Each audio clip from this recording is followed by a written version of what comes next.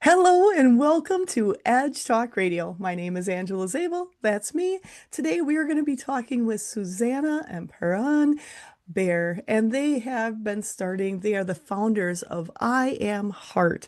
They are authors. There is so much to unpack as we get to know them on a more personal basis today.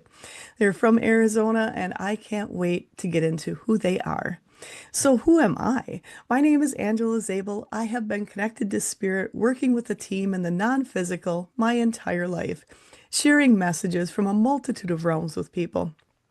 I am a teacher, coach, medium, radio show host, writer, retreat host, gallery reader, doing speaking engagements and offering guidance, mediumship, intuition with online private and group sessions, classes, and the Amplified Universe monthly membership. This is a group growing your connection to our world, all that is around us, and our role in it, sharing knowledge and working with people around the world. You can find out more about me at angelazabel.com, pretty much on all the social media aspects out there. And today we are here. I'm going to try to put this centered in here. We are here with Edge Magazine. Edge Magazine is a leading events and media resource dedicated to all aspects of holistic living, health, and wellness, and the mysteries beyond, sharing information, wisdom, resources, and committed to promoting businesses, organizations, and individuals who support our collective journey to wholeness and balance. It's currently distributed in 30 states and Canada with over 17,000 magazines per printing, the vibrant online magazine with over 42,000 people reach per month online. Have the magazine shipped to your door, stay up to date with the newsletter, become a drop spot, and watch the Being Curious show with Kelly Wagner. Go to edgemagazine.net and find out more. And they're also on pretty much all the social media aspects. So today we are here with Susanna Bair and Puran Bair. They are co-founders of iamHeart in Arizona. Today's guests, they are also a nonprofit organization dedicated to helping people access emotional, physical, and spiritual well-being through the transformative practice of heart rhythm meditation, or HRM. Together, they've spent decades developing and teaching this heart-centered approach, which synchronizes breath and heartbeat to co-create coherence in the body, mind, and spirit. They both studied intensively for over 4 decades and now represent, I'm hoping I pronounce this right, Sufi master Pierre Perville. Pir, Here, help me with this one. Pir Vilayat Inayat Khan.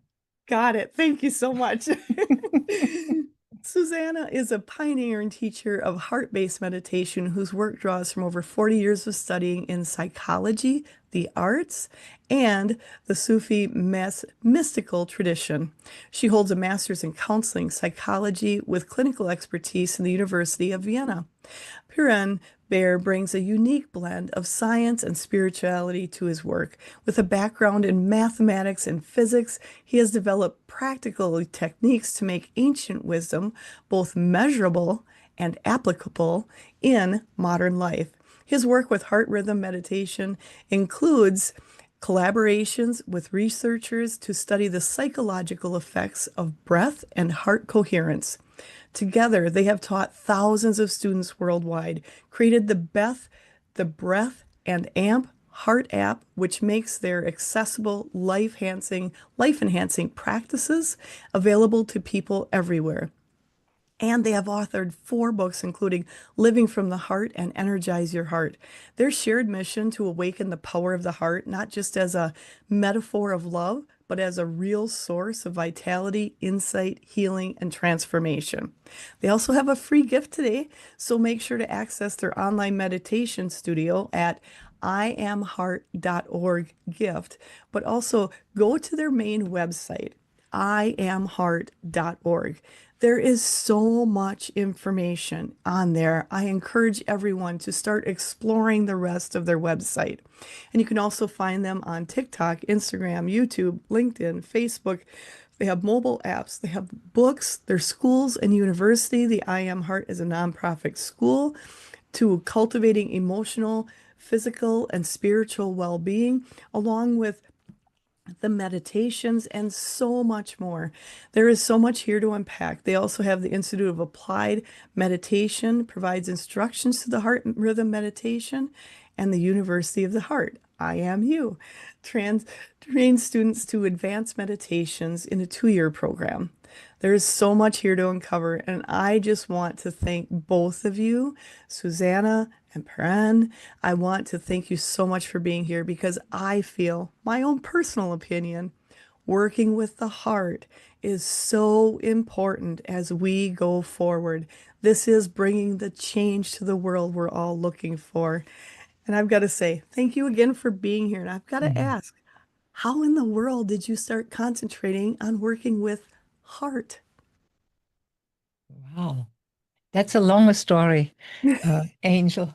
So the my story is, we have different stories, how we came together and what our impetus was of it. As I mentioned to you earlier, that I studied at the University of Vienna and I studied clinical psychology, which I really, really enjoyed. I really was very interested in all the different departments that Vienna has and had to learn about mental illness, which way it expresses itself. It's if it is addiction or if it's connected directly to brain damages or children's psychology or real, the psychiatry as you find it out there. I went to studied in all different departments. And at my dissertation level, I saw where it would go if I take on this profession full-heartedly. And it would have been that I would have been a test psychologist where psychiatrists prescribed them the medication according to the test that how people went through it. And I watched this over the years, in each department, and I was very depressed because I did this work in the early 70s, and I was very depressed about it, that that's the only help back then that was available in Vienna. And I would have worked in one of those mental institutions as a test psychology. And I pretty much said no at the dissertation level. I was into my dissertation and I gave up and I moved into theater. And Oh, that happened, interesting. yeah, yeah. That happened as, as out of really of this inner wish that I looked for something else. I was willing to do really something else. And I started off with street theater, going on the streets with a group of people, and we did theater. And I was picked up by a director, and he asked me to participate in a movie. Vienna is very small. I don't think this would have happened in New York City, where I was then Probably living. not. But maybe two, I don't know. But so I studied theater and I was in the theater business for 10 years and worked at one point in Switzerland at the State Theater of Basel. And I did women's work by then. This is 10 years later, not exactly. But, and I did feminist theater. I worked only with women and we did pretty well or very well. But I knew always that theater was not my work. My work was inner work, spiritual work, and especially mental health. And with women, you can work very well. And we brought all these topics forth on the stage. But I wanted to go further and ended up in New York City. And in New York City by then, this was in the early 80s. Then I had a foreign language, a foreign culture, and had a really hard time finding theater work. I studied with Lee Strasberg and with Stella Adler, and went to auditions. And in the 80s, accents were like a non, not known. It Mhm. was very hard for me to get work. And I sort of developed an illness, a cough. It works itself out on my life force. Which way will I get through? And so I met this opera singer through the field. And I taught him German because he was singing the Heldentenor Wagnerian operas. And he looked at me and he said, "You need a teacher." And I was like, I had a lot of teachers in my life. I don't think I need any more teachers. He said, "Well, you should try this one." And so I went with him and his wife to Boston, and it was a meditation teacher, Pir Inayat Khan. And I went in the door, and Pir was sitting down at Harvard University in a big hall.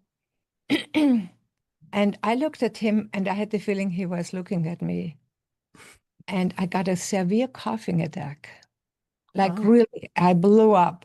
And I knew that was a very intense sign. I left the room, and then I went back into the what is it called, to the lecture and meditation presentation. And I really calmed down in a very, very deep way. And then a couple of years later, I met Puran Bair a few years later. And later on, he asked us, both of us, to create a school together. So that's the beginning of my path to find, because I had meditated before, meditation wasn't new to me.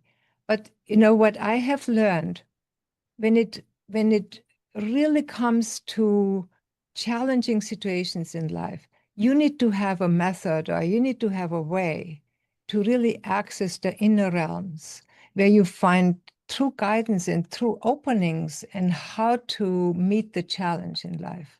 So that is what I learned, and I want to tell my further story together with Puran further. So I want to let him talk a little bit about his story.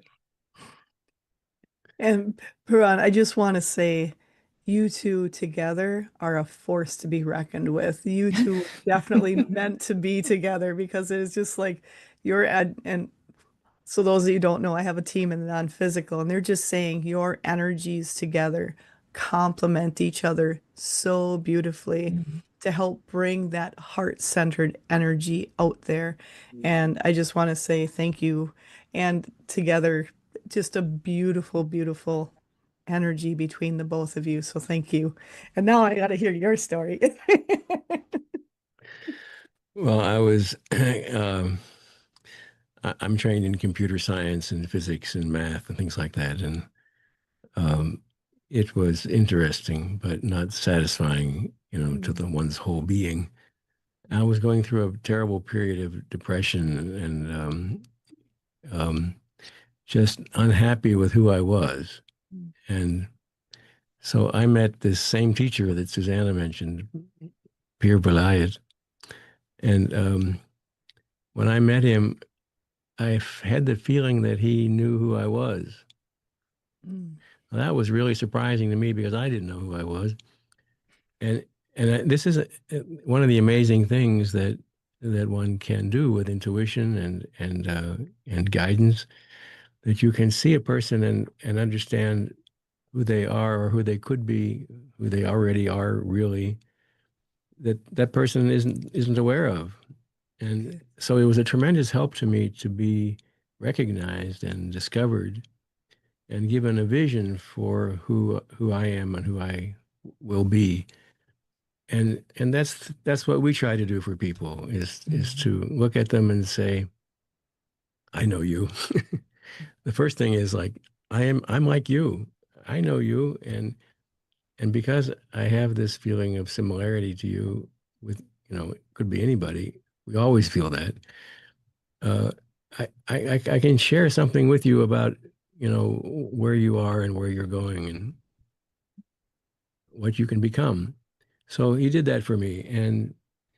But it's not just a vision is important to understand what's possible, but it takes more than a vision. It takes the power to transform. Yes. So then what he did for me was to teach practices, meditation practices. There are many different kinds. Um, and you have to use, the right tool for the job. And these practices with energy, they transform a person. And Yes. so that's what we do too. We have a toolbox of 200 different meditations Wow. drawn from. Egypt, from India, from Asia, and also Western practices from Christianity and Judaism and Islam, where we have a very wide scope. And with all these different ways of meditating, we can bring out different parts of the person according to what's next, you know. I love that part of it. And when you had talked about having tools there for people as they move through this, because we are all different. We all have different challenges. We are all different on the inside. Our hearts, our souls are all a little different. For you to have that toolbox of over 200 different meditations, because some meditations resonate with some people and other ones don't. And so many times it's just a few meditations and you try a few and it's like, oh, that's not really it. But with both of you, you've created a toolbox and they're showing. So I do have people in my family that are mechanics and they bring up the craftsman toolbox. I just see the craftsman toolbox coming up. And what they're saying is it's so good for you to have all of that for so many people because this time in our world, in our history, is a time of so many people awakening, and they're all so Yes, very different. yes. You two started out on your journey so much earlier. You did so much of the groundwork for everyone. I'm so impressed with you. How Well, did you come up with so many of the meditations? I'm 80 at this point. You know, I've been meditating for 53 years, Wow. and but eventually it sinks in. You know, I Yeah, it love takes a that. while. yeah, And I've got to say, both of you don't look your age at all. And that's one of the things with my team in the non-physical has said, one of the benefits from working on yourself, working on your soul, is you don't age like other people do because you are slowing down those beliefs and changing, transforming, as you said, in so many different levels. And that's because of so much of the work you've done. So, did you meet each other at the meditations? yes.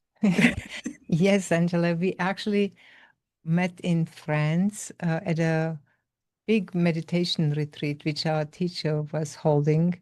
And this was a big privilege for us to both be there at the same time. And yeah, there we learned a lot. You know, our teacher had this very exquisite thing. It was like a tent city up in the high mountains. You know, it was in Chateau Carras, and it's like thousands of miles up there. And he had sometimes the idea, you know, to say, okay, so tomorrow morning we meet up there at 3 o'clock in the morning, up there at this point, you know, and he pointed like this. And amazingly, we all met at this place. We in the evening, we nobody knew where it would be. And it was very far out meditation, you know. He had this kind of saying to try to experience that what we are meant to experience, you know, Hmm. is a real expression of that it's actually covered, you know, it's covered for us, but we can access it through meditation to see what is meant to be that we know. So that's where his big. And another of his sayings was to reconcile the irreconcilables, which is a very Hmm. interesting concept. You know, things where you think they could never be together, they could never be unified, to bring those things together in our lives. So these are the shoulders that we are riding on, you know, one of them. Uh, we had to actually find how to do the meditation very much on our own. Our teacher was a very far out teacher. And we both personally found that the method that is needed in today's day and age is very much the heart. And Yes. those teachings are actually known through our teacher and his father. And they are on some level much easier to do than all this mindfulness meditation, you know, because with the mind, you have very little control. because Mm. the mind just tends to wander, even if you try to focus it. And in heart rhythm meditation, it isn't that you don't need a mind. You need very much to use your mind. But if you breathe slowly, full and deep in heart rhythm meditation, and you try to focus on your heart, you need a very strong mind to find these connections. First of all, to figure out, where is my heart? Do I have a heartbeat? Do I have the pulse, the lub dub? That is a real skill to find that. And a lot of people, you say, can you feel your heartbeat? Oh, no way. While children, little children, till the age of 6, they all feel their heartbeat.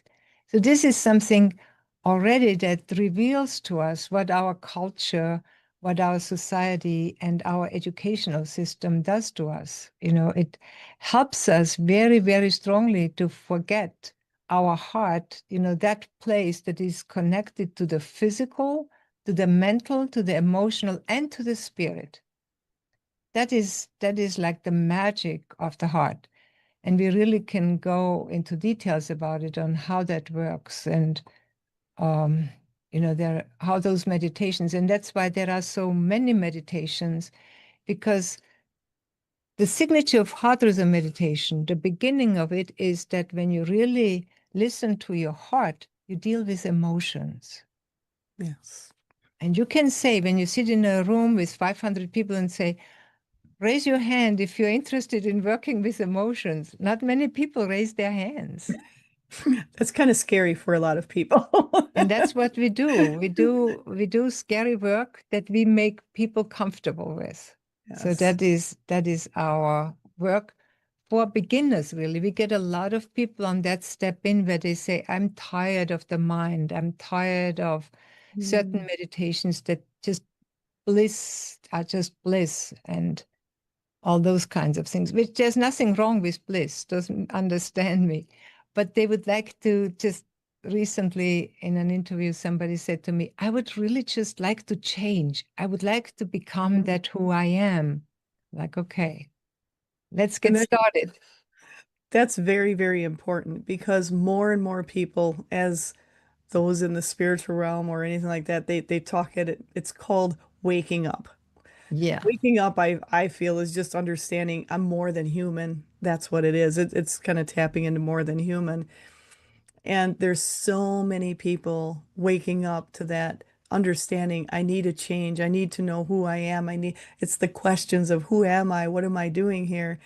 And what you're doing, what you both, Susanna and Paran, is you are helping so many people to connect into who they are with the heart.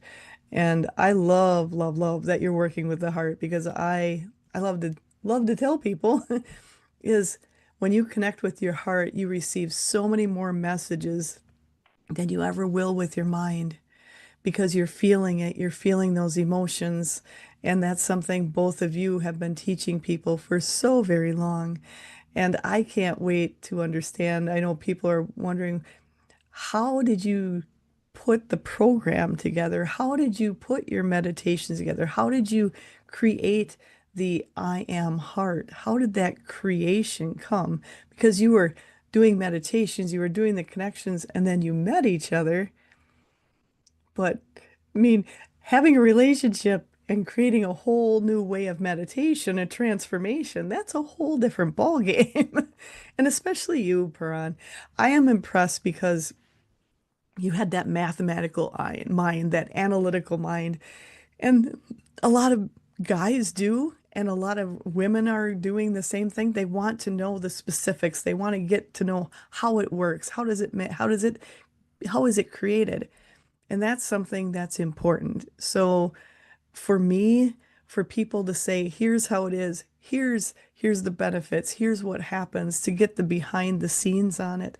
That's something that's important for people to know, especially people waking up, wanting to go, okay, what's the benefits? How do I know it's the benefits? So how did that journey start for both of you to go, okay, let's do this together and start creating the I am heart and new meditations? How did that start? Yeah, it's I must say, by the way, it's it's a wonderful challenge to lead a school together. And Mm. I think we might be the only school that works as a, with a married couple working together with an authentic lineage. I mean, we're not making this stuff up, we're using what's been learned for thousands of years, but we get to tune it and optimize it because we use instruments, we use tools, we use medicine, we use science. So an example is that I was working with a doctor, Herbert Benson, and he's written a book on meditation because he thinks he understands meditation from a Right. doctor's point of view. Uh, he was interested in what happens to the body when you meditate. Mm. And so he was interviewing and researching me, and he was especially interested in stress. Of course, it's a big deal, stress, and everybody has it. And see, in the old methods of meditation, what you tried to do was get out of the stress by going to a place where there isn't any. And there is such a place, but it's a non-physical place.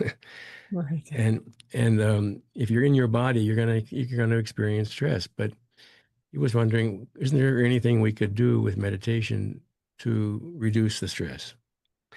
So he had an interesting experiment. He said, you know what happens? People go to work, they get stressed out, they come home and they're still stressed. Mm. And they argue with their wife and they kick the dog because they can't get out of that stress. And the stress is actually measurable in a hormone called adrenaline. So you can measure how much stress the person's in. So he said, okay, Brian, let's put you under stress, and then we'll see if you can meditate your way out of it. Mm. And so in one arm, he's got an IV where he's taking a blood sample every minute, Wow. and he's going to analyze this later for the adrenaline level. But in my other arm, he needed to induce stress. So how do you how do you induce stress? Well, the same thing isn't stressful for everybody.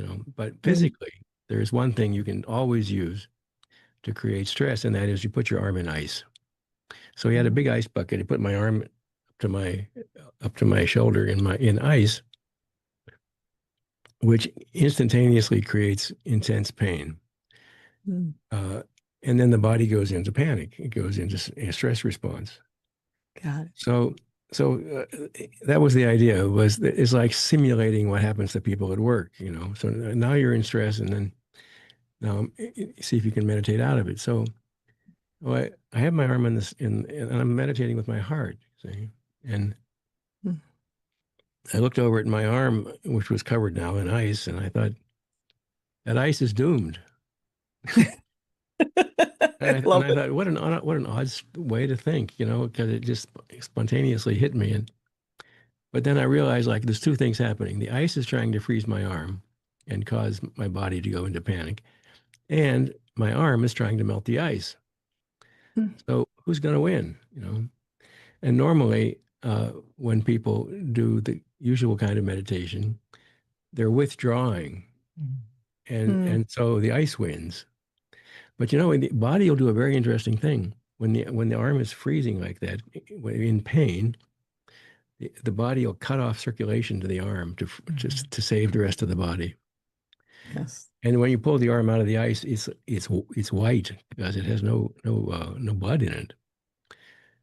So what was happening to me was the opposite. My heart was saying, "Let's go, let's deal with this," and it was increasing the circulation in my arm, and my arm was getting hot, Sure. and so I didn't actually feel pain, and I was perplexed by this. Like, this is supposed to be very painful, right? He says, "I know. We only do this for a minute because we can't have screaming in the hospital. This is all in a hospital in Boston." Mhm. Yeah, that's But probably not good for here for other people. yeah, but I wasn't having any pain, and I thought this is very strange. Um, so the adrenaline level never went up, so it didn't have to come down. So this is our solution to stress is instead of trying to get yourself out of stress, which is impossible, Right. Increase the ability of the body to handle stress by using your heart. Your heart will increase the circulation. It'll increase this sense of power and confidence and courage, which is going to just come out in everything you do. It takes away the fear, and that takes away the stress. And then your body isn't in stress. And then you can make better decisions because, the decisions you make out of fear and stress, they're not good decisions. You have to use, it's not using your heart.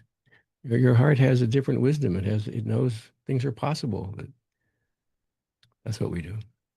And Angela, we use this in heart rhythm meditation in very simple ways, because when you do this breathing practice of breathing really slow, full and deep, and your abdominal muscles are involved and you really are in your body, and then you're connecting with your heart, and the heart gets all this energy over time, So over time, when you do these practices, the emotions show themselves.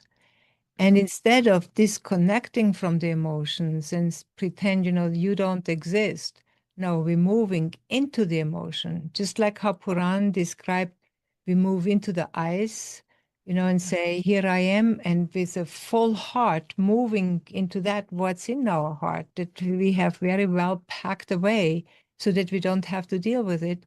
We let it come up and use the breath, bring energy, because in the breath, we have not only oxygen, but energy in there, and bring that energy right into these old memories that hold woundedness and trauma and transform. Let the heart heal its own wounds. And that is really, it works magically over time. So this is really an applied meditation of that scientific experience that Brown had in this with this Dr. Benson. Yeah. I love that. It's so important, I think, with people stress, like you said, stress is going to be there. You can't run away from it. I think we've been taught to run away from it, and as in a human body, our first response, you got to fight or you got to flight, one or the other. That's Right. just that's a human response. It's to save you, Yeah. one or the other. And I love how you're taking people into that heart space, going into the heart, going into the emotion, because that's really where the healing is. The healing comes with not being afraid the next time you get stressed. Fear is rampant. I'm sure you both here connect with people that are so very fearful, where their fear and anxiety is so prevalent right now in the world. And as you've been working with the fear, anxiety, have you seen, my team is backing me up and they want to ask, have you seen a difference in the types of people or the amount of fear compared to before when you started this till now? Is there a difference in the amount of fear, the amount of stress? Has it been kind of consistent or is it getting more than what it was before? It is much more, Angela, and I Yeah. think probably everybody that you interview will agree with that. It is unbelievable how over the past 20 years we have observed that. In the 90s, it was not that strong. One could teach, but in the 90s, meditation was not as well known. Now, Yeah. meditation is quite well known, and the meditations that are out there don't actually deal very much with fear, anxiety, and emotions. And what we have learned is through getting to know the breath and getting to know the heart and getting to know the connection of breath and heart, because you're creating an energy field, and the energy field that the heart creates is electromagnetic energy. And that energy field is infinite. It reaches far, far out. And what we learned in our school, because we are an international school that teaches, we have students of 50 countries Wow. the world, and people can connect with each other. And when that heart field is being expanded throughout the world, and people have the feeling, I'm connecting. When we teach a class, The classes are not always very big, but 50, 60, 80 people, and they're from all different places, and we meditate, and people literally feel the connections of their heart. That helps to lessen the anxiety and the fears. People are afraid of about just anything or everything. It's really, really unreal. But all that lessens when people start practicing in a deep and consistent way. That's the best way we can say. Um, but it is, I mean, the ways, I mean, we can talk about this. The news is just very poisonous these days, and very irrational. And you can listen to different news channels, and they give, how do you say, oppositional meanings and oppositional truths or realities, and you're like, what is real? And Mm, so you really need an internal navigator, what yeah. you trust and how you navigate this kind of outer environment. You actually being pushed inside of yourself into your heart and soul to really connect deeply. That's our experience, and that's what we try to do with as many people as we can get our hands on. No, I and want that's, I want go to ahead. comment on that idea too, that the stress is increasing. See, I think we have to. It's helpful, I think, to recognize that stress is a growth stimulant, Yes. and Yes. if we didn't have stress, we wouldn't be forced, to examine new things and find new parts of ourselves. And there's a global awakening happening now. There's a transformation in the human being that's happening. So the stress is there to help us, really. It pushes us on. Now, it can be a killer, we can die from stress, but we can also waken up from stress. And so our job as human beings is to learn how to use that energy of challenge. It's a challenge, and Yes. respond to the challenge with growth rather than to run away from it with fear. That's not growth. That isn't going to change anything. We want change, and Yeah. change in a way that makes us bigger and more whole. I love that. And I love the fact where you said it's growth. Stress is growth. When you start getting excited about what's the next stressor that may come up, because I know it's going to help me grow and tap into my heart more than Yeah, ever before, you get yeah, excited about what's next, even though you don't know what it's going to be, even though you don't know all the answers, but you know, and I keep hearing from my team, people that work with you, they know they can get through the stress and they know they can achieve happiness. And I just feel calm and freedom from the fear. They can receive that freedom from the fear. And my team is just saying so many people who work with both of you have that, they're releasing that freedom from fear, which is creating just this beautiful energy worldwide. And that's because of both of you. And that's something so important for people to look at, being excited about what stress is coming next, because you can move through the stress very, very quickly with the methods you've come up with. People are able to handle it because of you. People are able to look at it and go, okay, this is happening. How do I move through it? How do I go into my heart? How do I examine the emotions? You've given such a clear, energetic path for people to help them navigate it. And that's the key. You're not just, they're just, my team is going, you're not just doing lip service. You're showing people how to do it.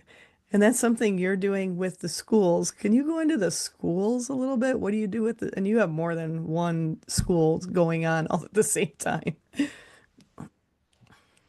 Well, one of the things that we do, people who really feel the energy of the heart and feel what it can do for them, how they change, how they become much more fearless and confident and courageous. Uh, they study in the school for some time, and we offer people different kinds of applications in the school. They become our teachers. We have a whole cadre of teachers that teach in our school in the iamU. They teach the courses by themselves. We have the curriculum put together. We have videos available for the courses, but they are teaching them. Like the studio that we have running, there are 7 teachers there, and every day is a different kind of topic there with a different teacher. And the iamU we have about 30 teachers available that teach in the iamU. And then a further path is that we have mentors. We have about 50 mentors that are available in the school, because what we have learned when we started teaching seminars, retreats, group retreats, that people asked us, so, Susanna, what kind of practice should we do? And then Yes. Puran came in and said this and this. And then we learned Puran and Susanna are not enough. And we have in each course, every student gets every month 1 free mentoring session. So when you are like, we just finished a 16 months program, you get every month your mentoring session that is part of the program. And in the iamU, so most of the students are for 20 years in the school, and they have every month their mentoring session. They have their mentor. If you want to, you can switch your mentor, but a lot of them stay for a long time because we travel a path that is very, very well mapped. This is not something we made up, and we can show you what that looks like. And so between the teachings, where we have the teachers that we developed, and then the mentors, where you have monthly mentoring sessions, but then we have also personal retreats, not just Mhm. group retreats. The group retreats, Puran and I teach always with some mentors and teachers, but the personal retreat, you actually would come to the retreat guide's home, and you were really, really well taken care of. You meditate about from 5 o'clock in the morning, sometimes 3 o'clock in the morning till 8, 9, 10 o'clock at night, with breaks in there for sunrise and sunset, and you get your food served. But you meditate lots of hours, all different practices, and you really, really transform on a deep level. So these are the kind of steps that people go through, and when you become a teacher, a mentor, or a retreat guide, you're really deeply on the path, and you have transformed yourself a lot, and you help others to transform. So, and maybe, Brian, you would like to share more about what that path looks like. Would that be okay, Angela? Absolutely. And this is absolutely, I'm waiting. You want to click that Oh, button over there? that button here, yes. This one. So this is a familiar picture to some people. It's the 11 ring labyrinth, which is in the floor of the Chartres Cathedral. It's actually an old Druid symbol, and it is more than a symbol. It is actually a description of the spiritual path, and Mm. we have it broken up here into different sections of the path with different colors, and those little numbers on there represent the 9 um, milestones on the path. These are steps in the spiritual progress. So when you have a school, you need a way to assess progress. And like if you were running a martial arts school, you'd have different color belts or something. Well, we're not we're looking for external signs. We're looking for internal signs, and we've identified 9 of them. This is very old science. This is something that comes out of mystics from thousands of years ago. So a lot of people are familiar with the idea of the labyrinth, but they don't have the numbers on them. These numbers are very important because you want to know, where am I in the path, Mm. and that's important because the things that you need to do change at each step. It's not the same process all the way through. It's like, for children, as a metaphor, as an example, uh, children uniformly, they learn how to walk before they speak. Yes. And So there are stages of childhood development that have been very well mapped, by psychologists. Well, the stages of adult development have been mapped by the mystics. And Mm. in every culture there are these maps, and they actually correspond. Um, in in Zen, for instance, there's a map of 10 steps representing it as it's told as a story of a young man finding a bull and then riding the bull and taming the bull and using the bull. The bull is the internal power of the heart. So they're in different traditions. There are different ways of expressing the map, but there's always basically the same map. This has been discovered a long time ago. Now, so our challenge in the school is first of all to identify where are you in the map, Mm. and knowing that we can say what you need to work on next. So in some places in the map you need to work on your sensitivity, like opening up, like not being so closed and so defensive, and right. So Mm. opening the heart to the beauty and harmony of life. But at other places you need to find this inner power that it takes to change yourself. And our school uses the idea of energy, emphasizing energy more than consciousness. In the Buddhist methods, the focus is on consciousness, but that's very valuable, of course. But to change, you need energy to make the change, and then energy changes the consciousness. So we have to identify where a person is on the path, and then prescribe the kind of energy work that they need to do at that point to get to the next point in the path. There's always another point. There's always Yes. further. I love the fact that they use the labyrinth. So I didn't realize they had all the numbers in the labyrinth, and I'm like, oh, that's why I was when you showed it to me before we started. You're like, can we use this? I'm like, absolutely, because I didn't know about the numbers in the labyrinth. I didn't know about seeing where you are and really paying attention to where you are, and the energy, like you said, concentrating on the energy part because that can be registered.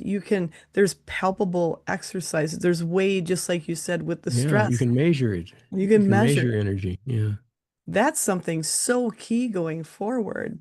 yeah, So when you start with people, do you uh, kind of go through a where are you map, like yeah. filling out a form? What do you feel about this? What do you feel about this? No, no, no. Because people learn how to fake it, Oh, but it's yes. not real. And in order to find out where you really are, you need to go inside. Now, the energy state that a person is in is not just internal, it's also coming out through their field, you know. So Yes. you can feel something we call an atmosphere. There's an atmosphere around every person, which Mm. which is their own heart creating this field of energy, which uh, reaches other people's hearts. So one heart responds to the other heart, and so we respond to each other, of course, all the time. It's just we have to, if we learn how to do that, we get a tremendous amount of information and understanding. So we meditate with people and feel what they feel like in ourselves. It's like taking your experience of yourself and bringing it into me, experiencing me as you. Now, I'm not guessing about you. I'm not projecting you. I'm not using my ideas. I'm feeling what you are like because I can feel it in myself. I feel like you, see, and then I examine me, which is now you, and then I can understand. Oh, this is that step. That's I how we love do it. that. It's not guessing. It's not like trying to figure it out. It's by direct experience. See, Angela, and certain steps on the path cannot be taught through practices. I mean, here, Mhm. this is a great practice, but this practice is in our school most applied when you are a mentor.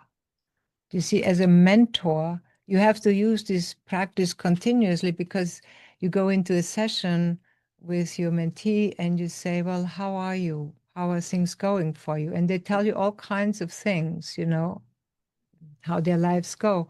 But what you do is you tune into them unconsciously or consciously, but they don't know. And you assess, have they moved or are they in the same place? Do you see? Or teaching is another one of those practices. In teaching, you learn really transmission, what you talk about with your invisible team. Most people are not trained, I mean, you have this naturally going for you. I mean, you're a very blessed person, who has it from childhood on. And there are people like that, and hopefully there are more and more.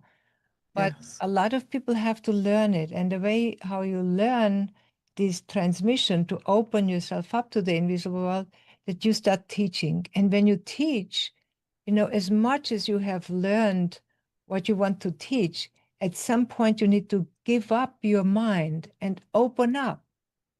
And that opening up is the transmission that happens. And then after somebody has taught a class, they say, I said all these wonderful things, not all, because some things they really know through their mind, but some things like it was a real surprise what I taught there. I wish I would have written it down right away. Do you see? And that's transmission happening. So this is where we say, well, if you want to go further on the path, please start teaching. And it's not because of us teach, no, because you will learn something that we cannot teach you in any other way. I love that. That's so very important for people to realize. Everyone has a unique talent, a unique take on life, a unique connection to those in the unseen. I've got to say, so we were talking about our teams before we got on here, and with Susanna and Puran, you both have been connecting to that's unseen. But I want to ask you, what do you two call your team? Well, they're unseen beings, so we call them UBs, You be- I love that. the To unseen be ones, the unseen beings. to make it fun and easy and just one of the things I've learned with my team, they have an amazing sense of humor. They have so much joy. They are filled with love. And the Yeah, more you play with them and yeah. have fun with them, that is so important. And I've got to say, I encourage everyone, tap into your UBs. Yeah, reach through your heart and feel your UVs. We're not alone. None of us are doing this trip Yes. by ourselves. We have lots and lots of help, and usually we think of it as intuition or Hmm. serendipity or synchronicity. These are just other words for it. These are the unseen ones that are helping us all the time. We couldn't do it without them. Absolutely. And I love that, how you share with people, because so many people, I've met so many people, and I'm sure you have too, where they don't feel like they can connect to the other side. They don't feel they're connecting to anything. They feel they're doing this life on their own. And with you helping people Hard work that way. recognize, oh, absolutely. And it's not as fun when you know you've got a team with you, the UBs. Yeah. I think that is so cool. So when people come to you, and they don't know, like, okay, I'm new to all this. I don't know what to do. I've just discovered I have UBs. And I don't think I can meditate for hours and hours and hours on end. How do you help people with the meditation and like you talked about, you have over 200 ways of connecting and doing different meditations. How do you approach or help someone who feels like I can't sit still, I can't do meditation in order to connect to their heart? How do you help with that? Yeah, there's lots of sort of common, well-known problems uh, in in trying to do something like meditation. Meditation is a very special skill. We Mm. think it's a skill that everybody should develop, and Susanna's been teaching people from early age to late age, nursing homes to kindergartens. Love Um, it. it's something for everybody, really, but it's hard to learn because there are certain predictable problems. And one problem is, as you say, well, it's hard to sit still. It's hard to hold. How do you hold your mind still? Well, um, the mystics long ago discovered the solution to holding your mind still, which is it's expressed this way: you never have to remind the lover to think of the beloved. Mm, love that. The mind is easily captured by emotion, by love. When you love something, you think about it all the time. So if you love your career, you know, you can get totally into it and you don't worry about I'm losing concentration. It doesn't occur because you can't get enough of it. And when you're in love with a person, you want to be with them, you want to think about them, you want to talk to them, and you don't lose your attention, you know. So so we always use love in our meditation. And we want people to think about something very specific, which is their heart. Now that's helpful because the heart gives you a signal that you're on it. You know, if you really find your heart, you feel the heartbeat. And and in order to feel the heartbeat, you know, to help you, it's very useful to think, I love my heart. I love my heart. Sometimes people are afraid of their hearts. You know, like if I tune into my heart, what if it stops? You know, well, no, your heart is there for you your whole life long, and you want to love your heart, and then it's easier. It responds and it gives you its beat. Mm. See, like last year, we used to go through to a lot of conferences, but last year I went to a conference again, and we went with three other of our teachers and healing people, and we had a booth too, and I was at the booth with them, and so people come and say, "So iamHeart, what is this iamHeart?" So as if it wouldn't be obvious, but it obviously wasn't obvious. So I said, well, it's a meditation school. And they said, a meditation school? That's the last what I expected. I said, why? They said, meditation is so hard to do. I tried it 100 times. I can't sit still, just like what you said. I said to her, can you feel your heartbeat? She said, oh, yeah, that's a no-brainer. I was at a holistic nurses conference, and nurses, they feel their heartbeat. It's unbelievable. It's because it's not a common thing. I said, well, if you have 5 minutes, I can teach you heart rhythm meditation in 5 minutes. If you can feel your heartbeat. And they said, really? I said, there are two chairs. Let's sit down and I teach you. And I really, because they could feel their heartbeat, they put their hand on their heart and they were breathing. And all of a sudden they said, wow. And because you really have to focus, in order to feel that heart, they said still mesmerized. And they came the next day and said, I want to have all your books. I can meditate now. So it was so unbelievable, how easy it is if you have something to focus on. Most of meditations don't give you an anchor. Heart rhythm meditation gives you an anchor. And I had three other women with me because this is the other thing that we teach people or give people as a gift. We do healing sessions. And here we have the heart.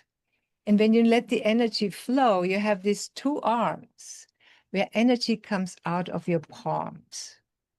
And we do this kind of healing where you start feeling the energy between your palms, and there's a tingling, a prickling going on. And when you use that energy and you bring it to somebody, and maybe you can feel this energy even right now because it flows quite strongly out of my palms. And we have this method when a person lays down on a massage table, and we, in very systematic ways, put our hands on them in a pattern on all the energy centers of them. And we connect, the energy comes always right from our heart, and our UBs are all around us. And the UBs in the person starting to awake, and all of a sudden their heart is moving, and the different chakras come to life, or the different chakras that are not alive will start speaking. Hey, I want more attention. I want more energy. I want more light. I want more love. And the energy flows and you heal people as much as you get in one session, but there's a lot of movement through this kind of healing. And we brought this too in as part of the work of the heart, because we wanted to really move the energies and help people move out of fear, anxiety, and out of the trauma states that all exist, to be really awakened in the here and now. So that's heart energy healing. I love it. I love it. And it is moving out of stress, pain, anxiety, fear, fear, fear is just so huge. And I encourage people who were watching this or listening to this, go back to the point where Susanna was talking about the energy and putting the energy within her hand and having it so you can feel it. Go back to that point because you will feel the energy. Trust yourself, trust your heart with what you're feeling and experiencing because Susanna and Puran are sending out heart energy to all of you throughout this whole interview. This heart energy has been going out to all of you. So take some time to tap into your heart to feel from them and from the UBs that energy flowing to you because it is absolutely beautiful. And as you've been doing this, you have where people can go on to the online meditation studio. What does that entail? Well, we have, of course, recorded meditations, but Hmm. the studio is live. It's virtual through Zoom, but it's a live teacher. They're there with you when you're there. So you have to then appear at the same time, of course. And those are also recorded, so you can watch it later. But to be there live with a teacher is a really special thing. It's unusual because so many people record their meditations and all you get is a recording. But this is an opportunity where you can actually be with a person and meditate as they're meditating. And then you get to feel that energy. And then you get to ask questions, so that's really nice. But the recordings that we do are on our app. We have an app for the iPhone and the Android. And the app is called Breath and Heart. And it has hundreds of meditations in it. Mm-hmm. One can learn a lot just by, and it's free. There's a paid piece, some of the advanced practices, but mostly it's free. And you can learn this method that way very easily. It's also, of course, through the books. And the books give a different kind of Yes. version of it because it's more intellectual. It's explaining the details more. We have our third book is called Follow Your Heart, and that's the book where we explain the labyrinth and the the path of spiritual progress. What it means to be progressed, to be more mature in the spiritual path. What does that mean? And briefly, what it means is going from the mind to the heart to the one heart. So there's Mm. three big steps: your mind, your heart, and the heart of all, the one heart. And to experience these things not only as an experience, like, oh, I just had this, but to feel, to identify that, like most people would say, I am my mind, and my heart is in me like an organ, but I can think about it. But in the next stage, you don't think my heart is in me. You think I am in my heart. Mm. The I is smaller than the heart. The heart is bigger. And here you're discovering not just the physical heart organ, but the heart field, which the organ creates. It's an electromagnetic field, and it fills the room. Mm-hmm. It fills whatever room you're in, and goes beyond the room because it doesn't have any edge. Yeah. So imagine now, we're so used to thinking of ourselves as finite, and our skin is our edge. But, Yes. but if you experience yourself as a magnetic field, you don't have an edge, and Mm. there's no limit, And so we overlap, right? We are in each other's hearts. We're in each other. And thereby we actually think, and sort of hinted towards that earlier, because the magnetic field doesn't have an edge. And when you connect people with each other, you feel like we are one being or we are one family. And that is actually the future consciousness or awareness of what humanity is.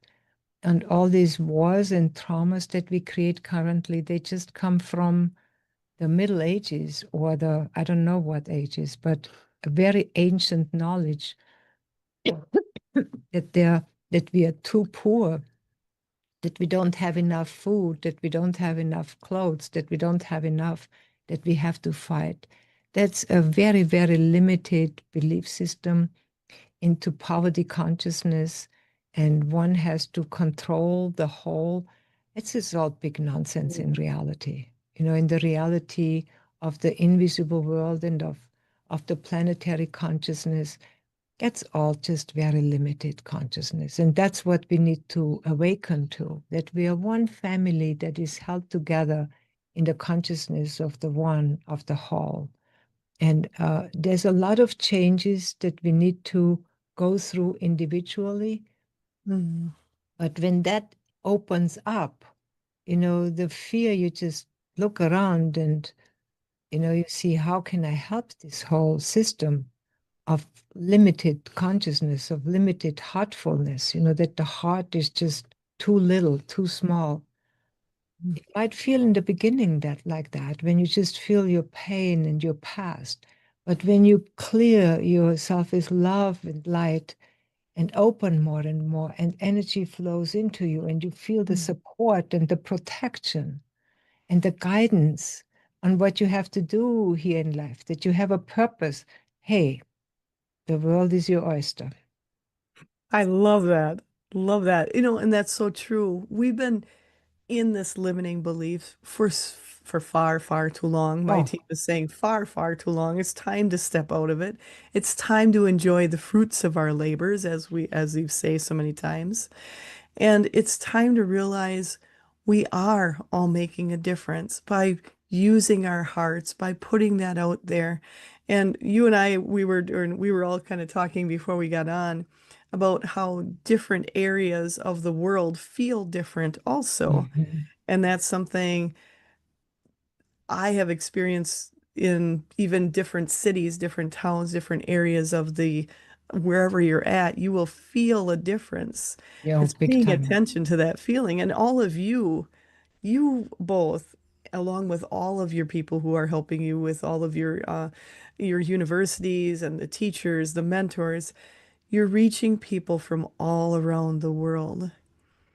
Every person you reach is like another light bulb lighting up somewhere else Mm. in the world. And like you had said, that you're infinite, that heart goes out infinitely. The effect both of you are having worldwide, especially at this time, is so huge.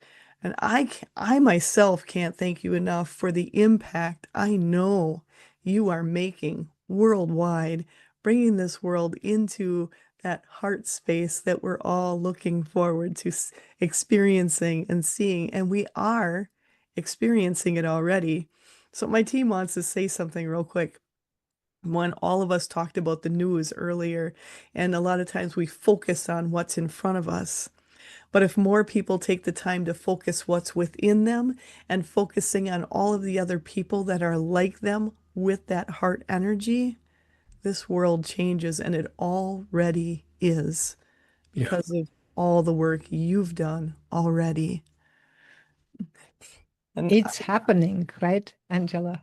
It's a new era. Yes. We're in a new era, and it's the rules are changed, and even the spiritual work is different.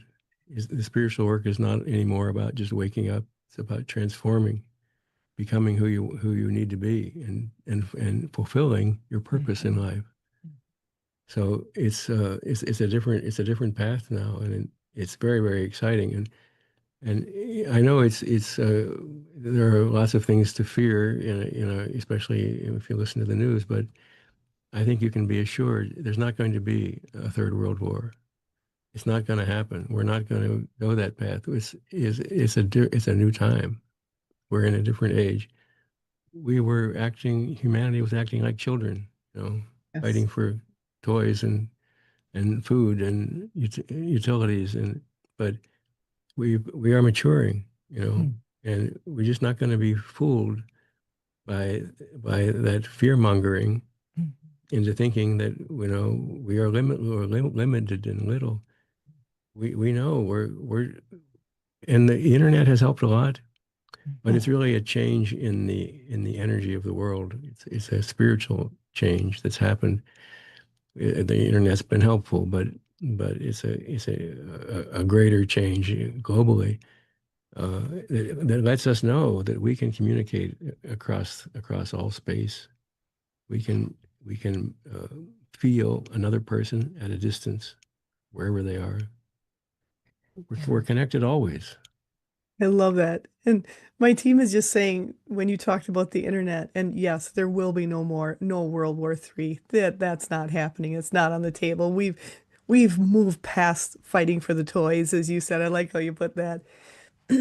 But it's our want to connect with each other helped to bring that internet into reality so we could use it to make that connection as we are now. So my team wants everyone to know all of you, all of your consciousnesses has brought that into reality to help us move forward and have the connections, the heartfelt connections we've been looking for. So, and this is an exciting time. I've been so excited. It's such a beautiful time to be alive, to be here to experience this growth in humanity is absolutely beautiful. It's a jump. It's a jump. Yeah. And it's just got to be thrilling. I mean, you have started this journey, what, 40 years ago almost. Yeah. Yeah. And to see It, the differences between then and now has yeah. got to be just amazing. See, what I wanted to say too, I mean, you all hear that I have an accent and I'm from a foreign country and I go every year home, so to say. But when I'm over there, home is actually here. So it's interesting when you are from a foreign country. And I tell you, my family members or friends, they call up and say, "How are you guys doing over there?" You know, because America, through the way how today's politics and economy works, they see America as a bad guy. It really changed America's view out in the world. And Mm. then I look around in America and how people are. People are actually very calm here in America, and they have an inner realization that actually does not match at all the vibration of the government or of the news. I think that's very, very important to see and to contribute to that energy.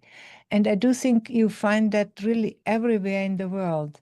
There is this news and this economy out there, and vibration of the warmongers, but we can do differently. And that is actually a very, very beautiful change that is happening where we are challenged to feel confident that what is out there and what the reputation is, that that is not the reality. But it's our heart and it's our deep, deep energy. And it's interesting to communicate this continuously out into the world. And so I do think that's an important message to be aware of. Be aware of. Yeah. I think that's super important for people to hear because so much of what you're told on the big screen, or like you said, you're portrayed that our world is our country is portrayed as that in other countries, is to know it's there to show a different side of us than what we already are. And we are Yes. stepping into who we know who we are. I mean, Yes. honestly, most people would help out with things. Most Yes. people are heart-centered. And it's focusing on those people, not the ones that are creating division, and taking your focus off the ones with the Yeah. division Yeah. and focusing on all of the Yeah. beautiful heart-centered people out there. There are so Yeah, many. Yes. everybody has a heart, and Yes. it's just that some people cover it with their minds, Mm. but Yes. it's always there. But And the so heart is if you true. the mind is very helpful. But if you want to connect to the depth of a person, you have to go kind of like through their mind and reach into their heart. And something that I think is exciting to understand is that it's not just one person at a time anymore. It used to be that things had Yes. to spread a person at a time. What's happening now is that within our hearts there is one heart, Mhm. Mm. and our hearts are within the one heart. It's a paradoxical way of understanding. What is it that you're inside of, which is inside you, right? But that's this. There's a heart of all, the one heart we call it, which is within our hearts, and yet we are within it. And so this one heart holds all human experience, all knowledge, all experiences, everything that everybody knows and has done is gathered into this one heart, which we can each one of us uh, draw down. We can download the one heart, and that's what we do unconsciously. That's what we think of as intuition. But we can also upload from our hearts and have an impression into the one heart, and that changes everything.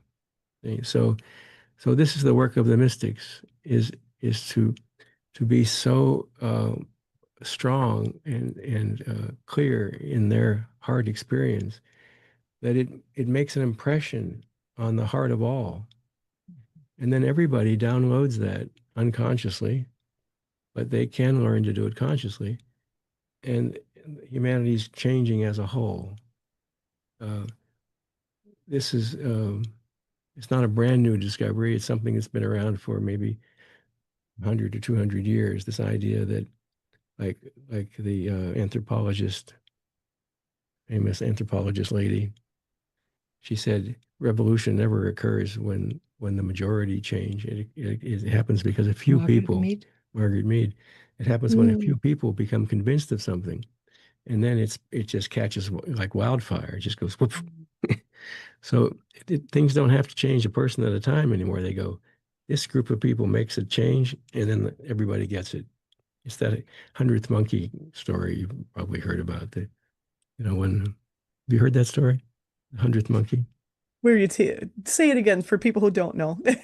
Um, there was an experiment on an island, uh, an isolated island where nothing lived but monkeys, and these anthropologists were trying to understand, how the monkeys get along and how they learn, and they noticed that um, they had a habit of um, well, one monkey decided that he would take the coconut and wash it in the ocean, and and that turns out to be kind of a viral idea. It went viral, and pretty soon everybody's learning it, and they're all washing their food before they eat it.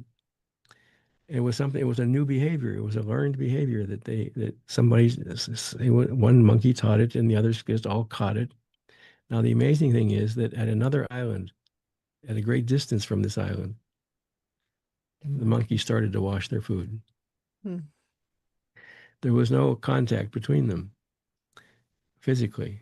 It went through the ether, through the spirit. They learned what the other monkeys had already learned. They uploaded it. The first monkeys uploaded it, and the second monkeys downloaded it, and that's what's happening to the all of humanity. We're learning things which everybody just begins to understand. Like, oh yeah, of course, of course. It goes viral, and then we all get it, and we think, oh well, I always knew that. That's the really, the one thing that's really nice with you is you like going in, getting that, not just talking about it, but seeing the data, seeing everything behind it. So you have that information behind it. It's not just talked about, but you have the information. And that's something that's so important because, like you said, there's a lot of people, they're intellectually, you're thinking about it. Other people will go, oh, yeah, I can think with my heart and it's really easy. And other people are going, you guys are crazy. But it's knowing when you have everything behind it, when you have the research behind it, that's so important. And both of you have done so much of that throughout your time. And I know I've got to get you guys out of here because I know you have something else going on, Susanna and Paran. I am so happy to have you here. Is there something you'd like to cover before we end the session? Mhm. I do think uh, the world is currently already a wonderful place. And I think if we keep going the way we do with the work of the heart and you with your work, Angela, which we are very grateful that you invited us, I Oh, think this world will be just heaven on earth. And life for humans and for the planet and for the whole consciousness that is in this world will be just wonderful. I think all the fears of robots and of, automation and all, it's just challenges that we need to take and see as opportunities to grow as human beings. The human being is the greatest gift to the planetary consciousness. The kind of wisdom we bring to through the challenges that this existence here on planet Earth brings to us. It's a real gift, and we bring it out to the whole. So that's the blessing. I love that. It is a blessing to be here and it is to be human, to expand our consciousness. What an exciting time to go, what else can I learn about myself? How much more can I connect to the people around me, not only locally, Yeah, but yeah, around the world? It's yeah. so important. And the work you two are doing is so, so important. And Mm. is there something you'd like to say before we close, Paran? It's all about love. Yes. It is about love. That's all it is. You can't get much clearer than that. And it is so clear. And you help so many people. And I encourage everybody, go to their website, iamHeart.org. Check out their online meditation studio. Go to TikTok, Instagram, YouTube, LinkedIn, Facebook, their mobile app. Oh, nice, nice job. And their mobile app, Breath and Heart. And then also their books, Living from the Heart, Energize Your Heart. The other last one, Follow Your Heart is the other one, correct? Yes. Yeah. Did I miss one in there or did I get No, them? that's all. And then also to check out their schools, their university, and you can find all of that right on their website. And for those of you looking to how do I meditate? How do I get there? Go to check out their mobile app, Breath and Heart, because it is so important. Putting our breathing, connecting into our heart, that's where the true change and transformation comes for not only yourself, but all of the people around the world. We all make such a huge impact. Tap into the beauty that's around us. Tap into the amazing people who want this heaven on earth because we are creating it. We are creating it. And with that, Thank I you. just want to let everyone know again, check out their website, iamHeart.org. Go to their gift, check that out because there is so much beautiful information there. And I feel so honored to have gotten the chance to have met both of you Oh, today.